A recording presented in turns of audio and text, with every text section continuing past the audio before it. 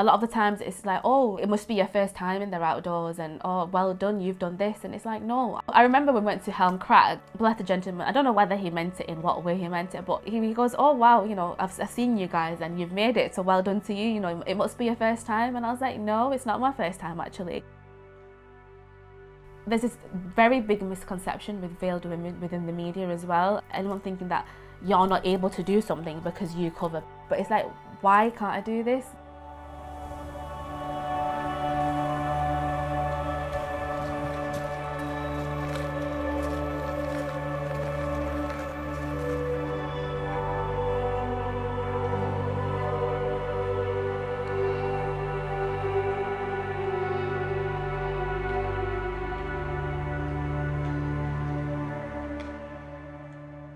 Hi, I'm Amira. I'm 28 years old.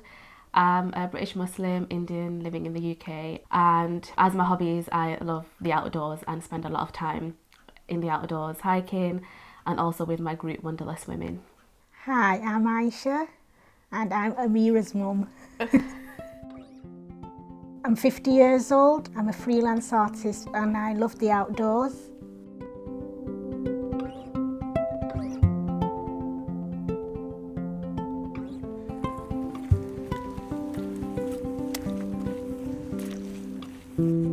For me, I started very young. I remember when I was about 5 years old, I just used to wander off, and then my father would have to come and find me, and he used to scold me. So I think it was in me from a very young age. But being in a quite strict family, I couldn't pursue that. I was very much having to stay at home. So I think I found my passion more after I got divorced, and more recently when I found meetup groups on the internet. I had so much enthusiasm and energy. I wanted to do things, and I just didn't know that there were groups out there that went hiking. People like me, like middle-aged, divorced, on their own, needing some kind of activity where they could talk to other people. So I think for the first time I actually lived for myself, not for anybody else.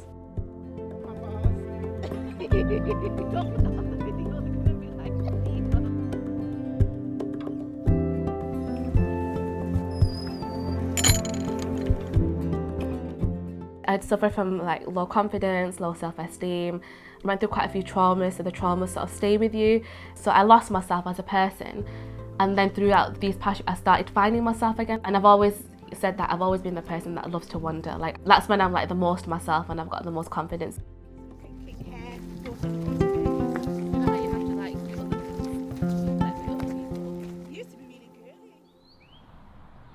I think like for me, when I'm in nature, it reminds me of God, because, you know, we believe he created everything. So even though I've been out so many times, I still have that childlike excitement. Like, you know, when I see birds, like animals, you know, little things, every time I see them, I still get excited. And Amira knows, you know, how I love animals. And I'm just like a child again, just always remembering like God created all this. And I'm always in awe of it. I can never get bored of it.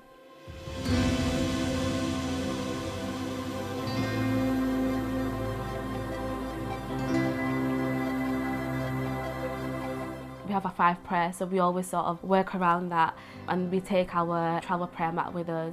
We do our prayers when we need to. We have a ritual wash that we do before our prayers. So, you know, if we are in a place where there's a little stream, and it's so nice just to be connected to the raw nature, and you're literally in awe because you've got this natural stream, you're going to do your ritual wash, and then you're going to do the prayer, and it's all outdoors. So it's a really nice way to connect to God, because you're doing your prayers, but you're also sort of appreciating everything that he's given.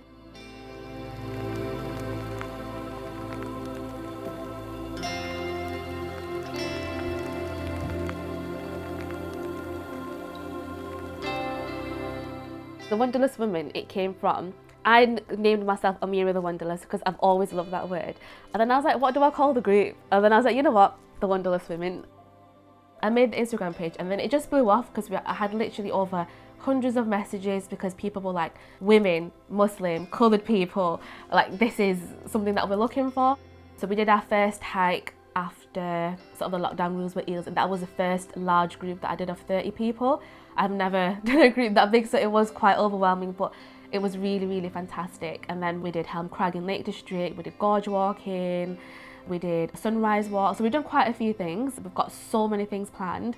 My main aim is that I do want to create retreats for the women. So looking into like mindfulness, sort of mental health, art therapy. So I really want to, as well as the outdoors, I want to engage other factors in there as well. So if anyone's going through anything, it's sort of like a space for everything. So I am working towards that, hopefully.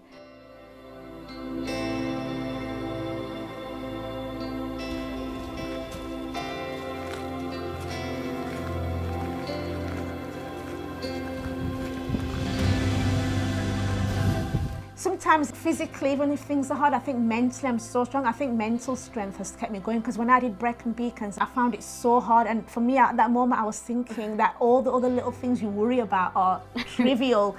Like when you're trying to get that next step on the mountain, I think that just made me even stronger, like mentally. I mean, physically, my body gave up because I'm not young and whatever, but I think that really made me the person that I am.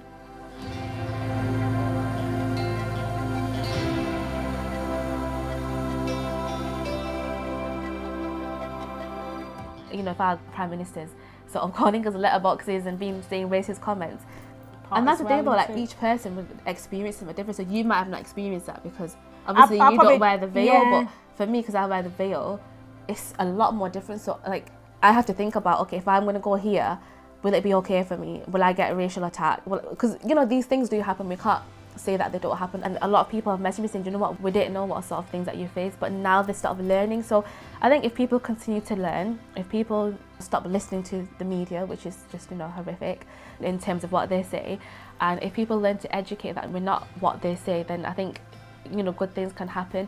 But you know, it's our job as Muslim women to speak out, to break down the barriers, the misconceptions, and to show that, you know what, we can do everything actually. We're not limited.